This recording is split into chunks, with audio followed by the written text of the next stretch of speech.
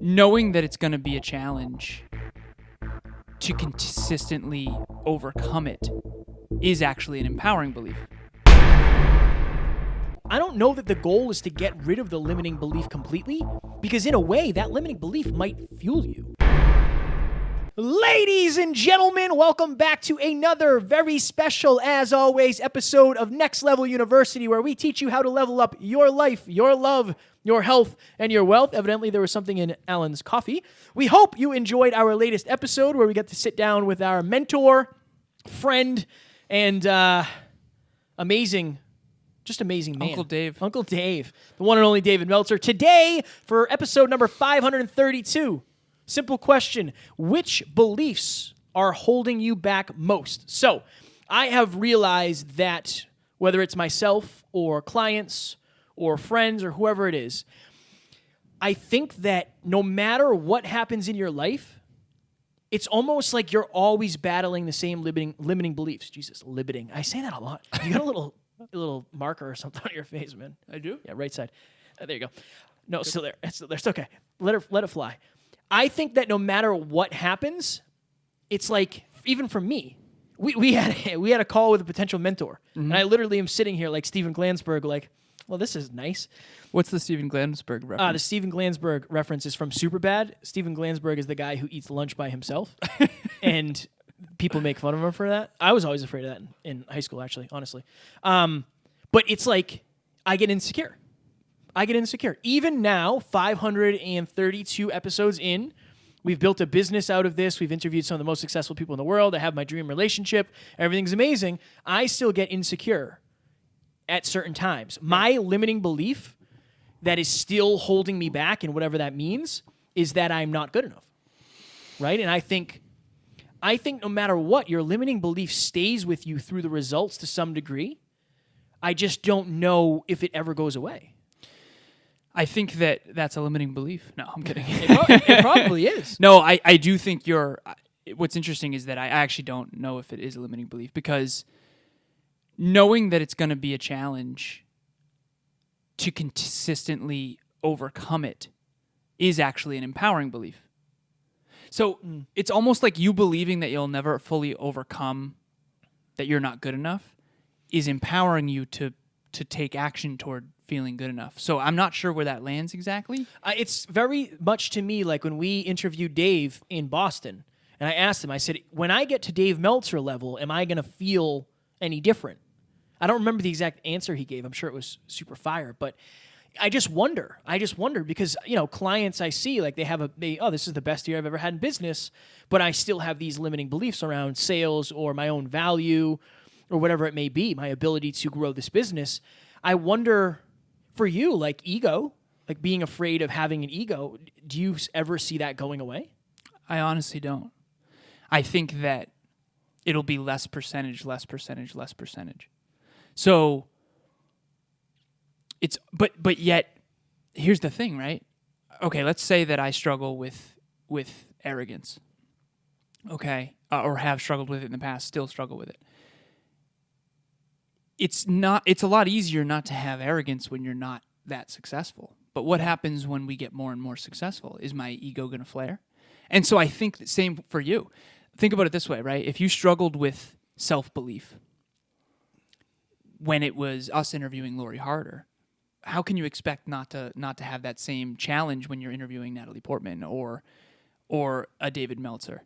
It's almost like you can work on self-belief, but then as you gain more self-belief, you take new action, get new opportunities. Now it's like you're squatting heavier weight.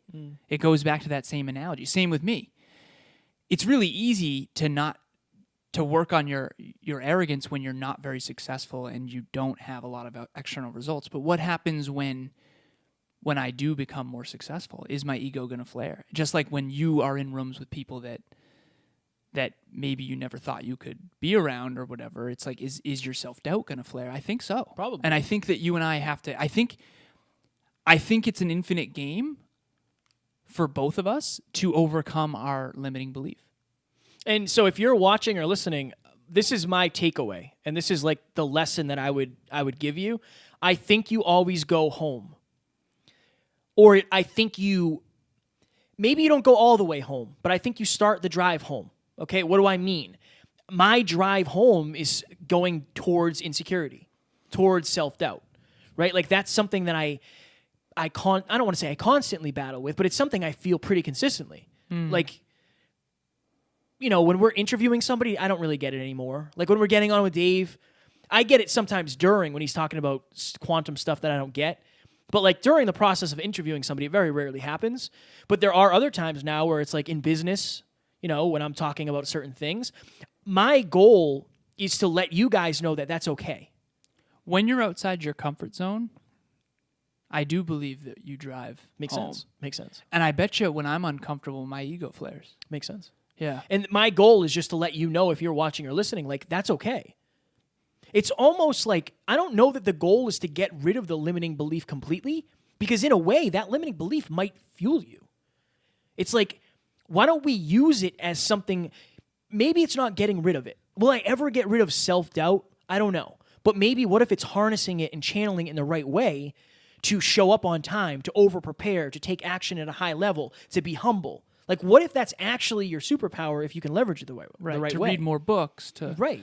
I think that every strength comes with a weakness, and every weakness has within it strength. I think you have to get to know your weakness. You have to get to know your limiting belief.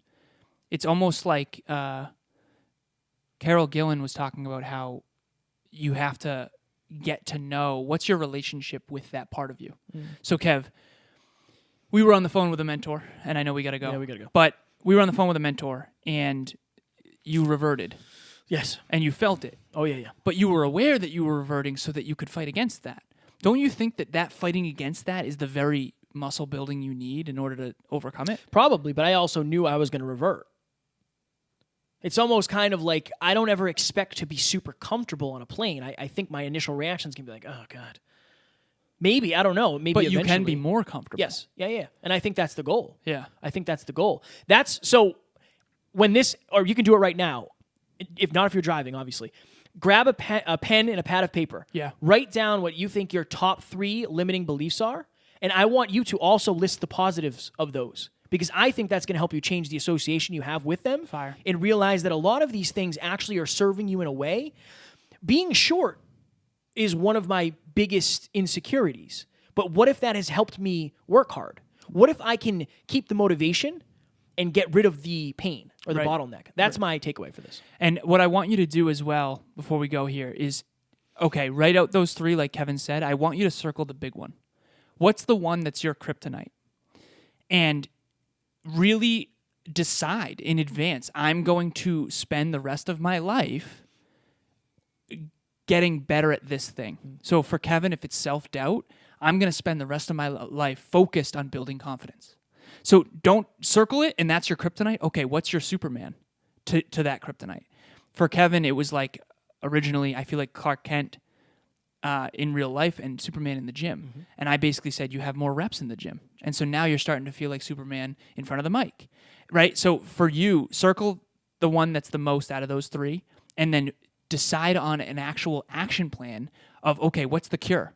If self-doubt is yours, it most likely is, self-confidence is the cure. Okay, let's design a life where you're consistently building self-confidence. And I want you to take a picture of it and send it to myself. Probably me. Send it to me.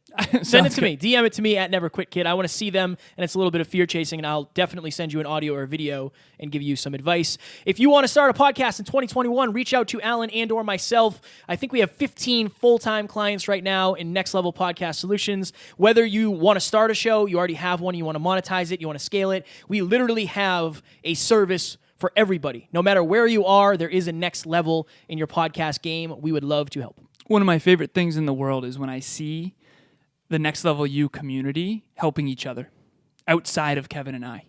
Join us on the masterminds and network with other people. We have everyone put their Instagram handle in the chat. The people you meet in this community are going to change your life. I've seen it time and time again, and nothing makes me happier. So please join us Monday, 6 p.m. Eastern Standard Time. Get around Next Level people if you want a Next Level life. And then also tonight, 6 p.m. Eastern Standard Time, we are doing something about health. We're going to do how to level up your health this year. Physical and mental health. Yeah, because we haven't talked about that in a minute. So join us tonight for that mastermind, 6 p.m. Eastern Standard Time tonight. We hope you enjoyed, and as always, we don't have fans, we have family. Talk to you soon. Bye.